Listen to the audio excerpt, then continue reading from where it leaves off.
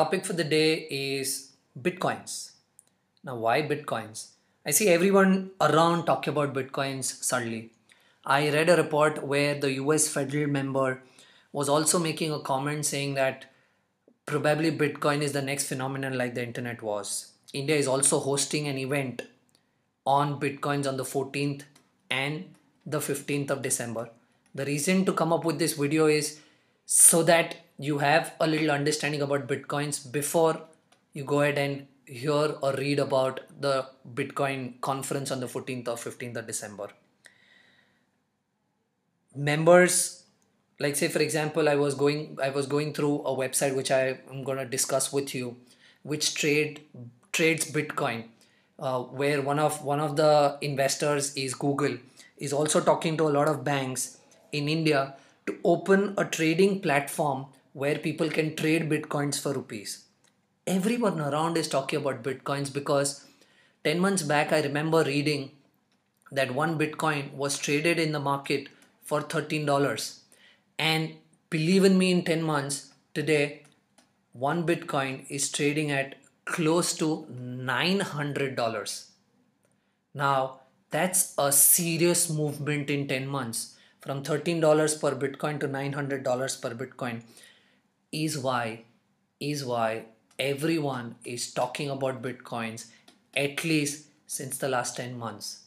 This video is going to help me throw some light on what exactly is a Bitcoin, how is it generated, how is it traded, how do people use it, and this is meant for any and everyone who's never heard about Bitcoin in the past. So what's a Bitcoin? A Bitcoin is nothing but, in actual sense, it's only a virtual online digital currency. Now what do I mean when I say it's a virtual online digital currency? All of us have actually used a PayPal account or a credit card in the past. So how do we use this? Say for example, I want to purchase this X good, which is for $10. So I go onto the site, I put all the relevant information required of my credit card details, and then that $10 is paid to buy the good and I receive the good. What is this exactly? This is paying money online. This is paying money virtual. But over here, when we are making a payment, we are actually paying either a dollar or a rupee. Over here, I can actually buy the same good which I wanted to buy by not paying a dollar or a rupee, but by paying something which is called a Bitcoin. Okay. Now it must be feeling a little strange for all of you all. How can I pay something else except a rupee or a dollar or my local currency to purchase goods? Now this is not a new phenomenon. In the past, there was something called as a barter system. So what we did in the barter system? So in the barter system, we said that I will give you, let's say, 10 kgs of potatoes versus which you give me 1 liter of petrol. Now we've done this in the past where we said something has to be given to buy something, which we called as a barter system. And then we came up with something called as a currency. So we said 1 rupee will give me some goods. Then we said, okay, a credit card, I will make payment online to buy something. This is the next revolution where I will pay something called as a Bitcoin to go ahead and purchase goods. Now this is strange for all of us is because what we've seen normally in the normal course is there is a central bank of every country. So let's say a central bank. In India it is RBI. So RBI is the one who prints and regulates the rupee. Now after the central bank, which is RBI, prints the note, then it is distributed in the market. Through commercial banks. And then the same rupee is also traded on an exchange versus dollar or all the other currencies. That's the normal course that we've been accustomed to. So what is this Bitcoin and what kind of a chain does it follow? There is no central bank or there is no regulation for this Bitcoins. So I will quote them as currencies, but they're actually, I don't know if they are currencies or not, but let's quote them as currencies. So there is no regulation for Bitcoins. Okay. Now who prints the Bitcoin? Bitcoins actually originated or were introduced by an individual or a group of individual called Satoshi Nakamoto. Now, the actual identity of who Satoshi Nakamoto is not revealed as yet. No one knows. So, Satoshi Nakamoto can be an individual or can be a group of individuals together who in 2009 introduced something called as a Bitcoin. Now, what was Bitcoin? Or what did they actually introduce? So, what they did was they introduced a software. So they built a software and they floated this software on the web across the world for free. So anyone can actually go ahead and download this particular this particular software, which is called the Bitcoin miners. So when you download this software, which is the Bitcoin miners, is how Bitcoins are floated in the market. So let me help you understand this a little more. Now when this software was introduced, because this is virtual money, no one has Bitcoins. So first Bitcoins have to be given in the market. Now how do you give Bitcoins in the market? So that's one issue. How do you give Bitcoins in the market? The second issue is, though the Bitcoins are given in the market, but how do we make sure that everywhere in the world where Bitcoins are traded, there is no fraud happening and there is an accountability for every trade that is taking place? Because everything is traded online and it is across the globe, you need huge server capacity to actually run so much of mathematics and accounts to maintain for every transaction that takes place across the globe. To counter both these things, what did this group called Satoshi Nakamoto did? So they floated this Bitcoin miner software on the web. Now, whoever downloads this Bitcoin miner software will actually help transact or record and keep records of all the transactions that are happening on the Bitcoin platform across the globe. So say for example, if I download the Bitcoin miner, I will act as one of the servers who will actually go ahead and record all the transactions happening on the Bitcoin platform. Now, what was the logic of doing something like this? Because you need huge quantity of servers across the globe, which Satoshi Nakamoto, because wanted to keep the identity unknown, could not do it as a company. So now what happens is this works like a peer-to-peer system where everyone across the globe who downloads the Bitcoin miner software, they all actually become a pool of servers who goes ahead and audits or keeps record of all the transaction that takes place on the server. Now, for you to go ahead and become a Bitcoin miner, you need some reward against that. And the reward that you get against becoming a Bitcoin miner is the system releases 150 Bitcoins every hour, which is distributed across all the Bitcoin miners depending on how many transactions happened through them. So 150 Bitcoins are released every hour and it distributed to all the various computers across the globe who are acting as Bitcoin miners depending on how much work is their own system doing. So this is one way, or the first way, how bitcoins were actually released in the market. So does that mean that you can right now go ahead and download a Bitcoin miner, start acting a as a server and start making money and start receiving Bitcoins? Actually, it is not that simple.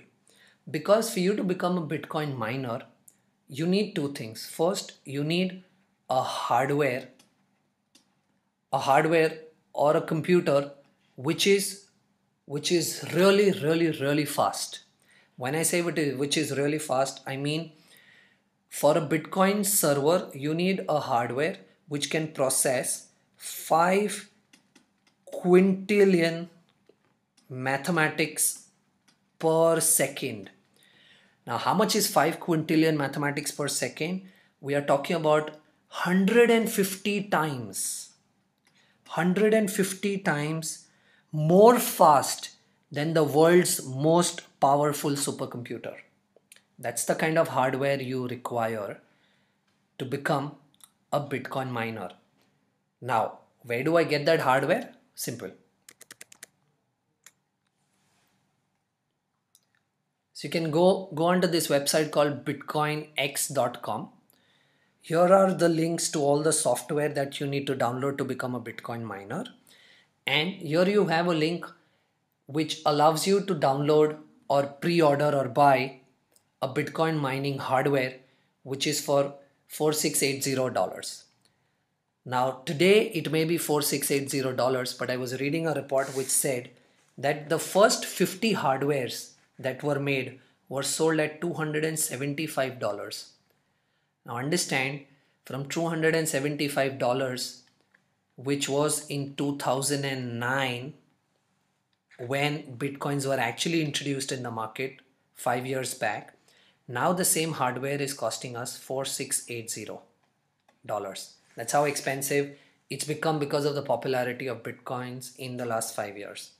So hardware is now going to cost you $4680, but the software available here is absolutely free for you to download, for you to become a Bitcoin miner. Okay, so now we said 150 Bitcoins an hour is what is currently released for Bitcoin miners.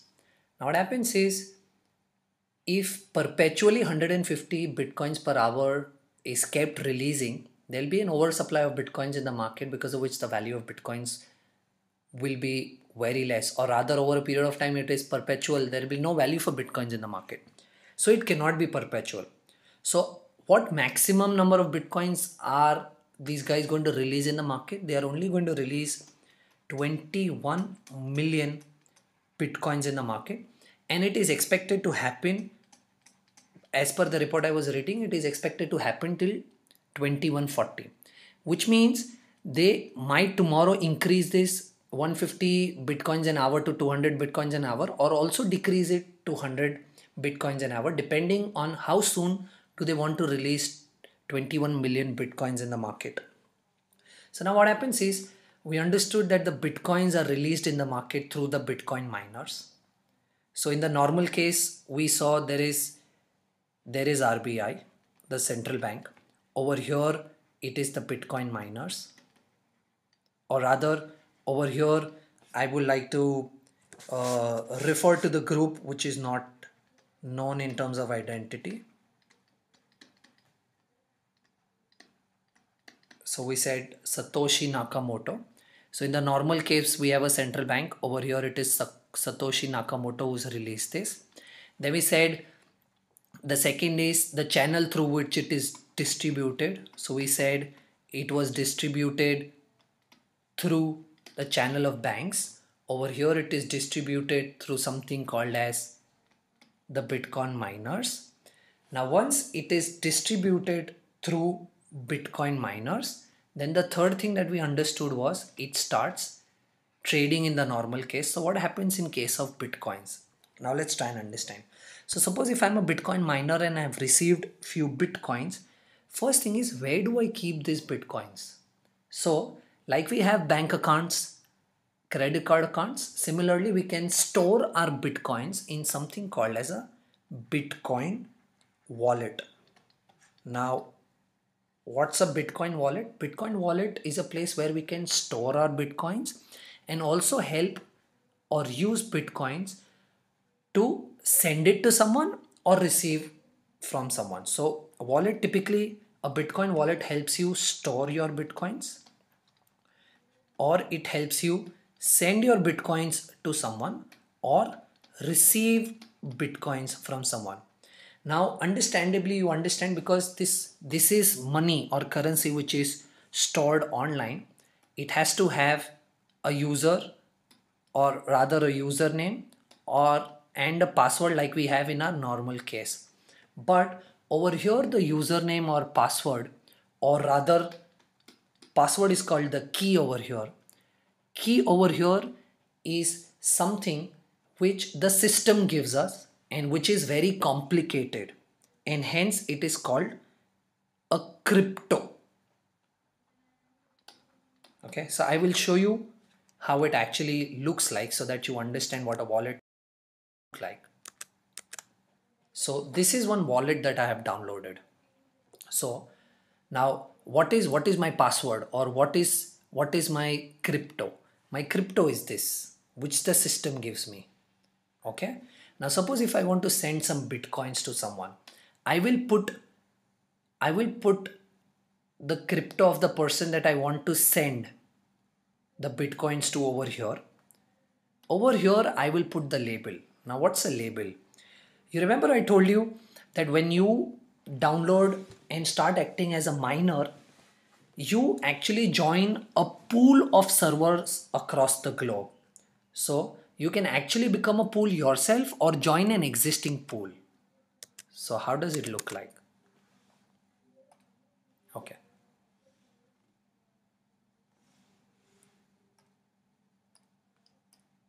So these are all the various pools available in the market today. So I can have my own pool, or I can join either of these pools. So I become a part of the pool through which the entire transaction is done. So say for example, I'm a miner and I join abcpool.co. So this becomes my label. abcpool.co is my label. So I put the address of the person that I want to send the Bitcoins to. I put abcpool.com. I put the amount of Bitcoins that I want to send. So say for example, I want to send 10 Bitcoins. Now today 10 Bitcoins is worth $9,090. See over here, 1 USD is $909. And when I click send is when that money or Bitcoin is sent to the user that I want to send. Similarly, I can receive by putting the same data over here. I can receive, and the wallet, when I click on transaction, shows me all the various transactions that I've done. Because I've not done any transaction, it shows you as zero at this point in time.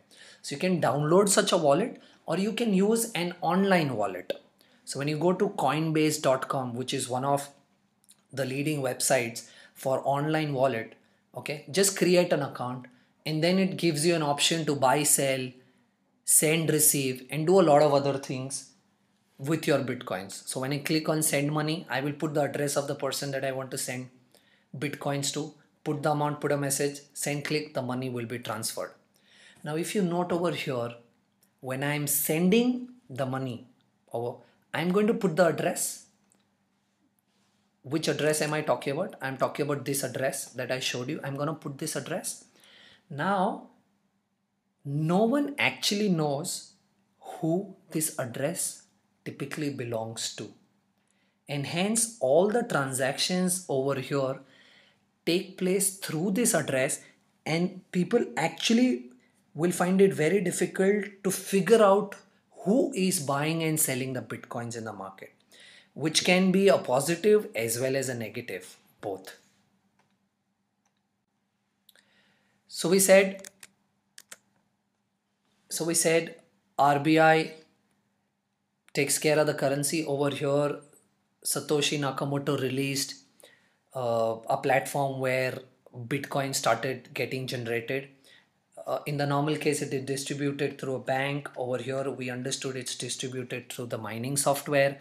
So as much as you mine is what more and more Bitcoins you receive, and then these Bitcoins are stored in a wallet, and you can actually store them, send them to someone, receive from someone. All these three activities can be done using this thing called Bitcoin wallet. Now then, in the normal case, we see people trading currency. Similarly, over here bitcoins are also traded. Bitcoins are traded online as well as offline both. So in the normal case, when we trade things online, we call them exchange traded, and when we trade things offline, we call them OTC, over the counter. Over here in bitcoins also, both facilities are available: trading bitcoins online and trading bitcoins offline. The biggest exchange to trade bitcoins online is MTGOX Company Limited. So go on to the website, go onto the internet, type www.mtgox.com. This is the biggest exchange to trade bitcoins. Now you can use dollar, you can use euro, both these currencies to trade bitcoins on the exchange. Now this shows that the last trade that took place was one bitcoin is equal to $912.50. The average, based on the trading that has happened today, the average value per bitcoin today is 918.21. Low is 856, and high has been as high as $1,010 per bitcoin. What is the value of bitcoins traded so far? The volume of bitcoins traded so far, 19,865 bitcoins are traded so far. It's very simple. You put in the value of the amount of money that you want to buy, sell, put in your code that I spoke to you about, and it will be transferred to your wallet. Okay, so this is how you can do trading online. Just go onto this website. It is very easy to create an account. How do you do offline trading? For you to do offline trading, go onto this site. Go onto this site called localbitcoins.com. When you go on to localbitcoins.com helps you arrange meeting with people in person to buy and sell bitcoins. So you pay money, rupees or whichever currency that you want to pay, in person, and that the opposite person will transfer bitcoins to your wallet account. So say for example, there are these three people in Mumbai, Hyderabad who wants to sell bitcoins to you, and the price that they are quoting is 53,799, 55,292, and 64,433, which means this website will actually help you meet. So when you click buy, it will actually help you meet this user to whom you can give 53,799.96 rupees in cash, and this individual will transfer bitcoins to your account online in your wallet. So this is how offline you can trade bitcoins. Now we've understood so far how actually bitcoins are generated, how the mining is done, how is it traded online, offline. Believe in me, this is the next big thing, and people have actually started understanding, learning, and trading bitcoins. You can actually go to a restaurant and pay your bill through bitcoins. So there is this restaurant called Pink Cow Restaurant in Japan, where you can actually pay your bill through bitcoins. So when you have a Bitcoin account, you will get something like this, which is a barcode. Okay, in the Bitcoin language, it is called a QC code. Okay, see this on my wallet, I have a QC code. When I show this QC code,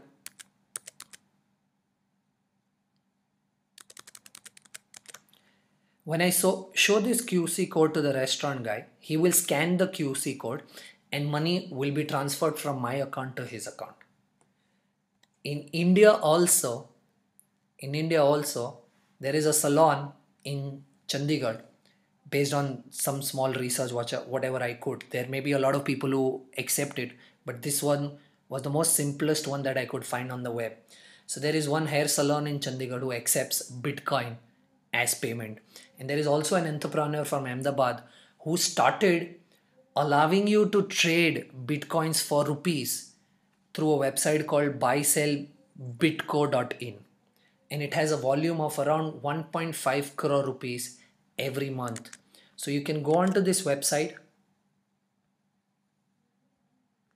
called buysellbitco.in, and it is very simple to buy and sell bitcoins over here. So one bitcoin currently is trading at 57212. So you can enter the rate at which you want to buy, click, give your wallet ID. When you click on book, so you give your email address, you put your Bitcoin address, the complicated crypto that I showed you. Okay, you put your mobile number, from where do you want to do the transaction, put how much transaction over here you want to do, click on buy order, automatically it will be transferred to the Bitcoin address that you've put within 2 hours. Okay. Remember in the start of the conversation, I was telling you there is a website which is talking to the Indian banks, which is backed by various investors where Google is also an investor. That website is called Buttercoin. So Buttercoin, that is buttercoin.com, is one of the website which is backed by Google, is in talks with the Indian banks to start a trading platform where Bitcoins can be traded with rupees, is what the conversation or buzz of the hour is at this point in time. So hope this has actually cleared a lot of basic concepts that you wanted to know about what Bitcoins were. Bitcoin is organizing a conference in India on the 14th and 15th of December. Okay. Do watch the conference, read about the conference, write into us with respect to all the queries that you have on the Bitcoins. Do subscribe to our channel, which is Ambition Learning Solutions, and watch all the other videos that we've put up. We'll be very happy if you could share your feedback on the video, and do like our video if you actually gain some knowledge through this. Thank you so much.